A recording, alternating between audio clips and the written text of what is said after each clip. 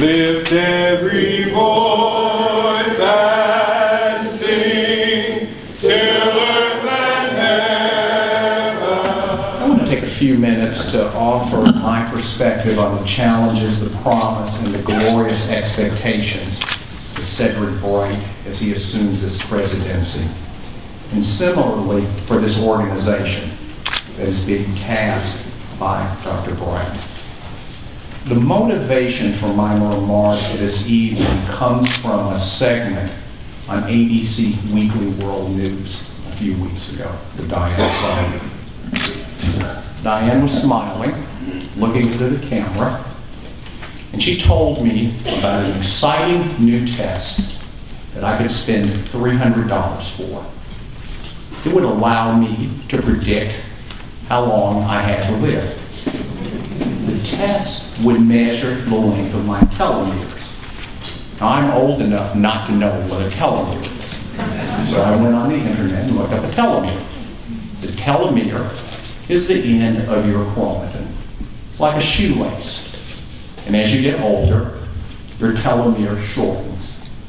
And as it shortens, the downstream genomic material begins to fray and gets misread. So the length of your telomere can be measured. And the shorter the telomere, the less long you have to live. I can measure that, of course, for a price. So people like Francis Collins at the National Institutes of Health of the Human Genome Project are smiling, because this is the advent of that new world of personalized genomic medicine. But for a curmudgeon like me, I'm over 40, so I can be a curmudgeon now, I ask myself, is that really as exciting as it sounds? Because I ask you, NMA, what is the best predictor of survival? Is it the length of your telomere? No. Is it your genetic code? No. It's your zip code. Think about how pointed and fundamentally wrong that is. I can take an envelope and look at the zip code. I can take a city map, draw a red line around your neighborhood. And with that trivial information, I can predict how long you're going to live. Now, in the contemporary parlance of social sciences, I'm describing the social determinants of health outcomes. And what I told you is that the social outcome is a much more powerful predictor than either the genetic or the biological outcomes. So I asked, why spend $300 to measure the length of my telomere when I can spend $30, get a weight scale, get a tape measure, and get a map of the city? And I think with that, for those of you who are over 40, I can be better at predicting your survival than that telephonic psychic Miss Cleo. America and the world are finally awakening to something that the NMA has talked about for decades: social determinants of health outcomes. Recently, the World Health Organization released its manifesto for the next decade, talking about asking us to deal with the social determinants of health outcome. And the tasking is poignant in that, because you have been proselytizing about this for decades. So NMA, Cedric Bright, here is your opportunity, and here is your challenge. But also recognize, NMA, that you are soldiers in a war. And it's a war that is not occurring in some country that I can't name, that's not on my bucket list of places that I want to go before I die. The battlefield is 2 blocks from here. The battlefield you drive by, the battlefield you read about in the newspaper, the battlefield you see on TV. It's the most televised war in America's history. Do you know the names of the enemy? Louisiana Sweet Tea, Biggie size me. Papa's in the house. Think outside the bun. McRib is back. Bet you can't eat just one. Have it your way. And of course, my favorite, they're great. Our children spend 15 hours a day watching food ads. 75% are for junk food, fewer than 1% are for fruits and for vegetables. Is it any wonder that McDonald's was one of the few corporations that saw its quarterly earnings go up, whereas everyone else's were stable and went down? Maybe it's the 600,000 hits per month that McDonald's gets from teenagers. Is it any wonder that the CDC last month just stated that this is the first generation that will live less long than its parents? Is it any wonder that a Harvard professor published in JAMA last month that children who are obese should be taken away from their, quote, nutritionally abusive parents? So what has this to do with Dr. Bright? Well, as I told you, there's a war going on. And guess what, NMA? We're getting our butts kicked. We are getting our butts kicked in this war. So we need a general. We need a special general. We need a Daniel Chapey James. We need a Benjamin O. Davis. We need a Colin Powell. We need a Cedric Bright. NMA, when the most literate nation in the world has the highest health literacy, when the nation with the highest health expenditures has the worst outcomes, when you know more about your plumber than you do about your doctor, when the risk of bankruptcy is more likely to occur from health expenditures than from losing your job, when decent, hard-working men and women still have to ration dollars for food, for rent, for medicine, when a nation that defines itself on democracy finds that its leaders are trying to roll back the long overdue first-time democratization of healthcare in America, we need a general, and we need a different kind of general. We need a general like Cedric Bright, who says, bring it on, baby. And so I say congratulations to Dr. Bright. But most importantly, I say congratulations to us, NMA. For this evening, from the vantage that I have at this podium, I see a new 21st century NMA. I see a new normal for America's healthcare. And I also say, Cedric, I, for one, am here to report for duty. Thank you, sir. Dr. Cedric Bright, please join me at the podium.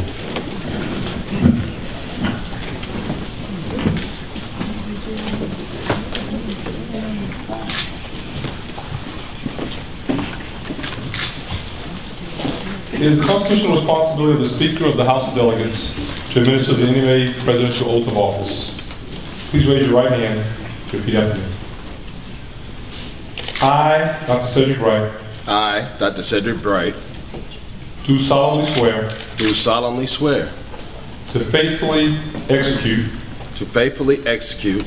The office of the President of the National Medical Association. The office of the President of the National Medical Association. I promise to uphold and maintain. I promise to uphold and maintain. The Constitution and bylaws. The Constitution and bylaws. Of the National Medical Association. Of the National Medical Association. To the best of my ability. To the best of my ability. I promise. I promise.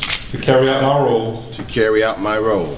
In the best traditions. In the best traditions. Of the National Medical Association. Of the National Medical Association. So help me God. So help me God. Well done. Congratulations.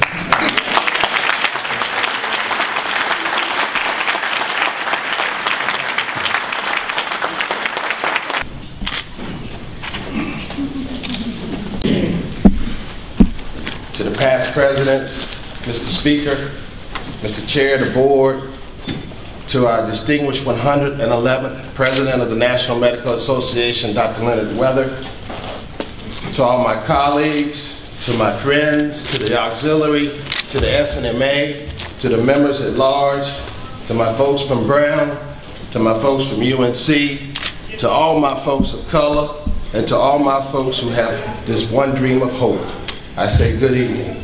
Good evening. Good evening. I ask you to receive my thanks and my appreciation for being trusted to become your public voice of the National Medical Association. Your confidence in me to act as your representative across America and indeed the world is a highly regarded honor, and I will uphold this position with dignity, integrity, to accomplish the mission of our great organization. I gratefully accept this honor and will serve as your president. For this generous bestowing of trust for an even greater opportunity for partnership, I thank you. Let me just flash back a second, if you will. You see, I had just arrived back in Durham. The front door had just closed behind me. I pushed my suitcase aside and called out to my wife, my lovely and talented wife, Maria, asking, "Where are you? Can you come here, please?" Just then, Drew, our little precocious 4-year-old son, ran up to me and gave me the universal sign.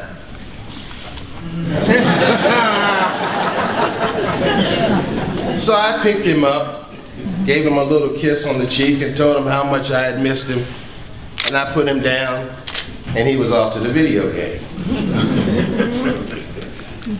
It reminded me of why I do the work that I do, and why we do the work that we do. It's about the future.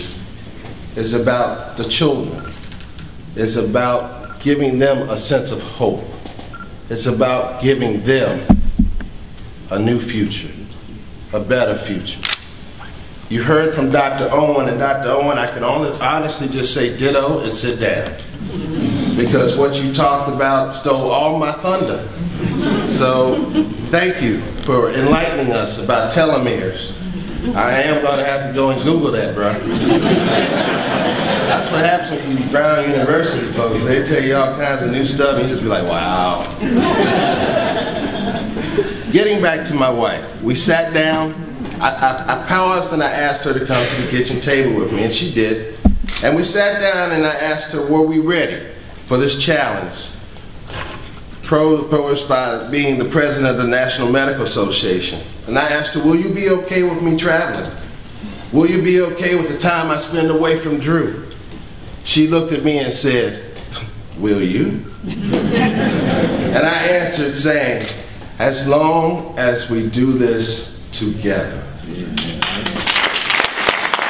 With Maria's blessing and God's grace, my life could be shared with you and the greater mission of the National Medical Association to further the progress and the delivery of equitable health care. Maria and I sat at that kitchen table and we prayed to our Father to order our steps and to provide every need our family might encounter.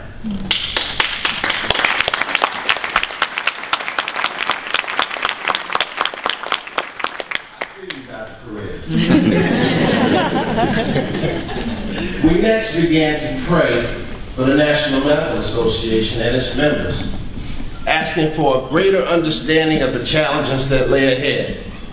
We prayed for a greater vision of the NMA, for insight, direction, clarity, and images of positive outcomes, such as enhanced community health, improved systems of care, and the practice of medicine with the highest standards, equitable for each and every patient, regardless of race, education level, and the ability to pay. And so this evening, instilled with the belief that the NMA has a leadership role in this world that cannot be minimized, and that our organization will continue to rise up to the highest level, as all of these esteemed leaders have done in the past, This evening, as I become your 112th president of this National Medical Association, I pledge to be honest, truthful, a listener, a seeker of collaborative opportunity, a bridge builder. You see, there was an old man going a long highway who came to that evening cold and gray, to a chasm vast, wide, and steep, through which was flowing a sullen tide. The old man crossed in this twilight dim. That sullen stream had no fears for him, but he turned when he reached the other side, and he built a bridge to span the tide. "Old man," said a fellow pilgrim near, "you are wasting your strength with building here. Your journey will end with the ending day. You never again will pass this way. You crossed that chasm, deep and wide. Why build you this bridge at eventide?" The bridge builder lifted his old gray head. "Good friend, in the path I have come," he said, "there follow after me today a youth whose feet must trod this way. That chasm that has been naught for me, to that fair-haired youth, or nappy-haired youth, may be a pitfall be. He too must cross in that twilight dim. Good friend, I'm building that bridge for him."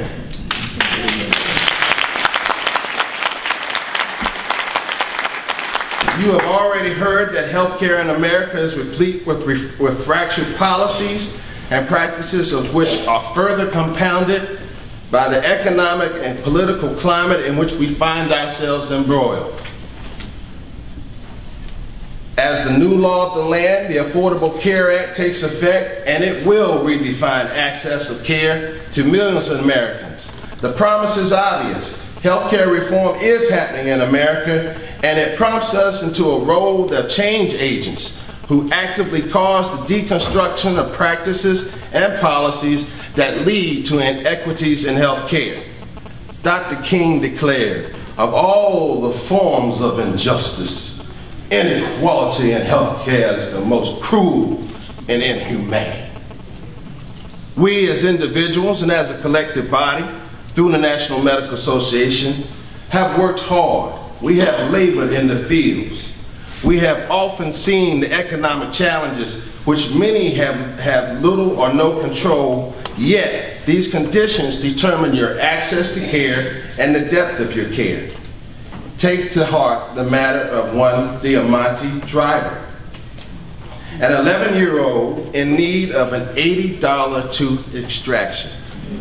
A child living with his mother and other siblings in a homeless shelter with little or no financial resources, but loved, but unfortunately without financial means. His mother had made numerous attempts to have him properly treated without success. Diamante's tooth abscessed, the infection sped to his brain. Hundreds of thousands of dollars were spent on surgery, and soon thereafter, unfortunately, Diamante died. But for the need of an $80 tooth extraction. We need to remember this child. Many of you in here could tell similar stories. And these are stories of ones that illustrate the need for safety net programs. Programs that right now are being called entitlement programs. But there is no entitlement when there's economic deprivation.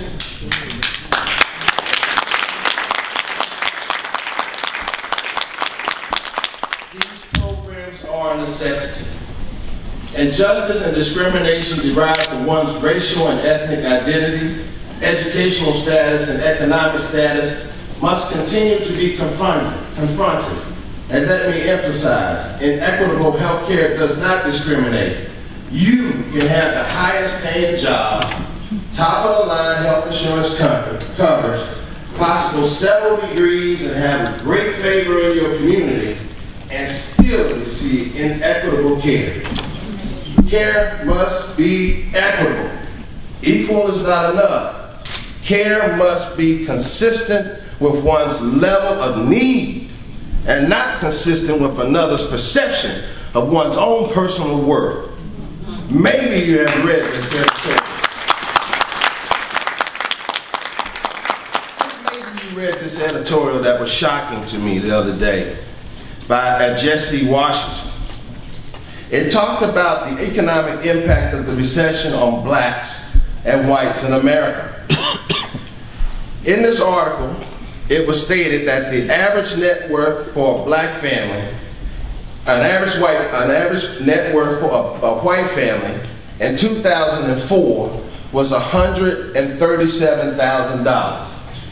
At that same time, the average net worth for a black family was $13,000. By 2009, the average net worth of the white family had dropped a whole 24%, down to $97,000.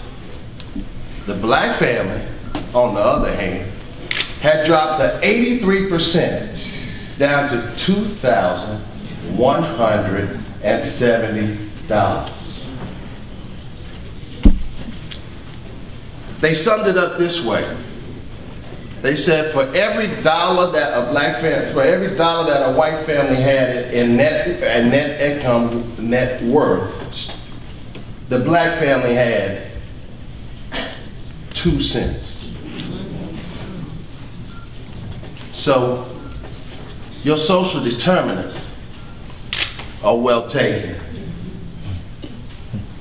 Equitable care must become the cornerstone of the medical treatment in America, and as the conscience of medicine in America, the NMA must continue to forge ahead to connect the healthcare challenges of our day, to correct the healthcare challenges of our day. To that end, I'll just highlight some of the points that I would like to do as we move forward during this year. We've already heard about the epidemic of obesity, and I'd like to applaud Dr. Leonard Weather for the work that he has done with the Obesity Task Force and Dr. Sharon Allison Oddie with the We Stand With You campaign. These are going to be cornerstones as we move forward. I'd also like to acknowledge Dr. Nelson Adams for his starting of the program, Walk a Mile with a Child. Those will be cornerstones. Yes, please, where we talk about healthy food choices, where we talk about lifestyle and fitness, where we can go and talk about environmental justice with food deserts and how we can help the lower socioeconomic areas have fresh food within their markets.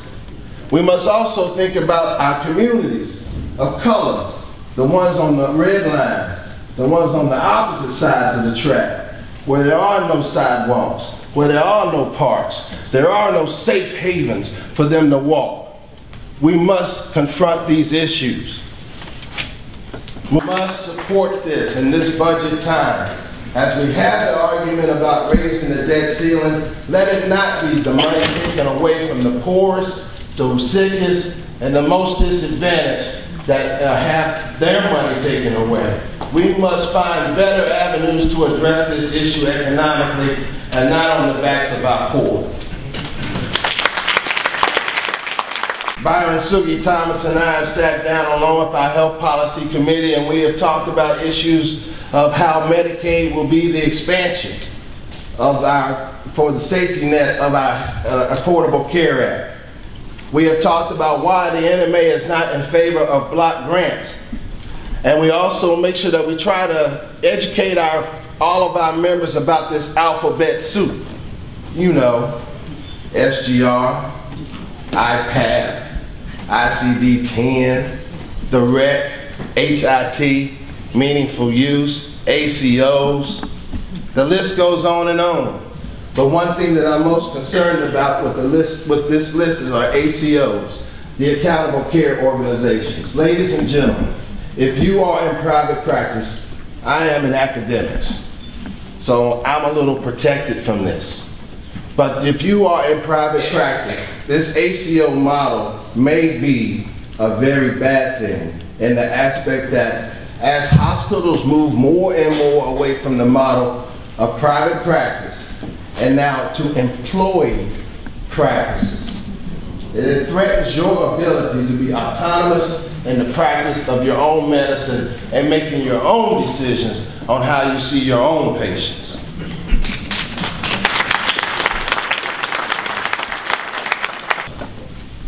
We will see Dr. Francis Collins here tomorrow. We will have something to say to him, right? We need to have our project impact brought to the forefront. 10 years of work, over 5,000 physicians prepared to become investigators, to lead clinical trials, and yet we are still sorely missing in this picture. We must change that, and we must make him aware that we know that, he knows that, so what you gonna do now? Mr. Webb, Dr. Brady Freeman, NMA members, President Knight, workforce diversity and medical education must become another stronghold of the National Medical Association. Adoption of local and distance mentoring platforms and programs, participating in the Doctors Back to School program, and spearheading virtual mentoring programs at all levels of student learners.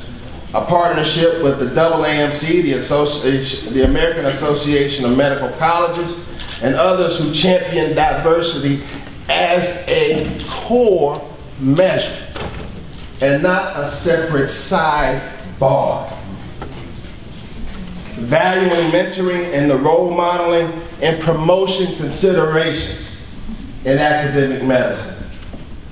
Development of programs that target the SNMA's programs. They got great programs in place, such as YSEP, HPREP. We need to be partnering with them to raise that type of money so that those programs continue without any financial glitches.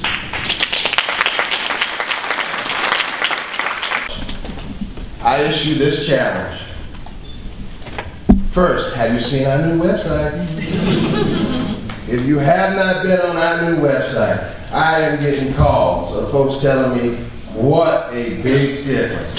They've been able to follow the conference online in almost real time, and that's a great difference. You need to say 5 positive points about this organization to somebody, to some person this month. I want you to introduce 5 medical professionals to this organization over the next 5 months. I want you to encourage 5 young people about the opportunities in the medical field. I want you to volunteer 5 hours in the next 5 months in your own community.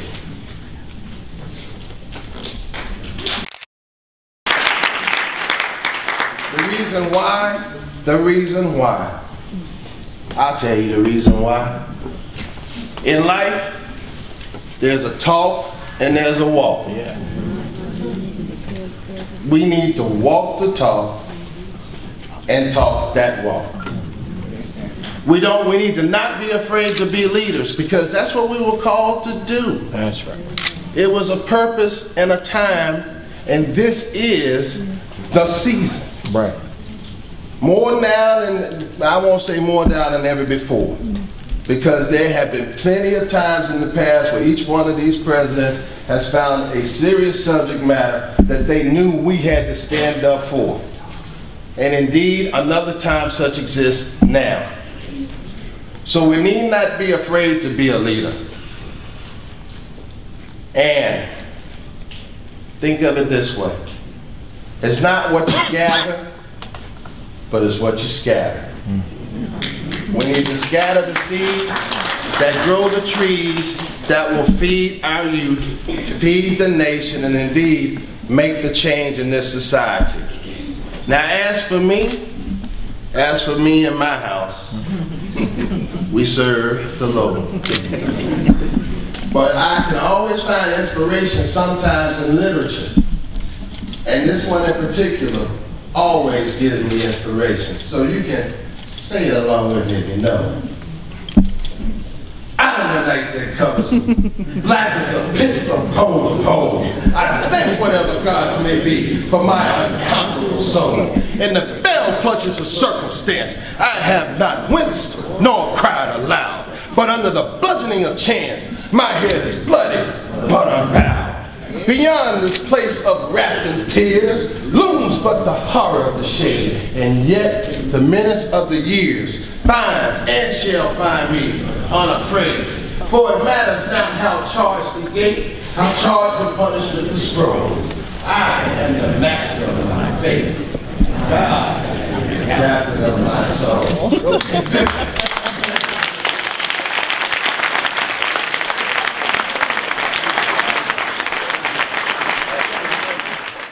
Congratulations, Mr. President, and thank you very much for sharing with us your vision for the future of the National Medical Association. We all wish you Godspeed and good luck as you lead us as an organization into 2012. Lift every voice